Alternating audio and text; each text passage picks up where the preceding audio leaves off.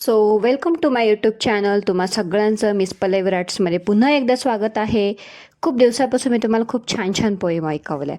आज तसंच एक खूप छान पोएम मी तुमच्यासाठी घेऊन आले. हे पोएमचं नाव आहे आईचा वाईटतला मला दिसला चांगुलपणा.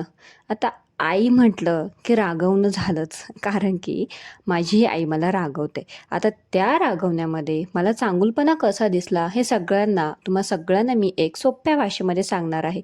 चला तर मग कविताला सुरुवात करूया. माझं आई रागवलं काम न करणं, तिचं माझं प्रेम प्रेम मला न दिसलं. तिचं बोलणं कठोर, मन न सांगता सगळं सांगून जातं. प्रेमात सगळं लपवून प्रेम तिचं असं न दाखवणं. खरं प्रेम तेच तर असणं, ज्यात न दाखवता खरं सगळं देणं.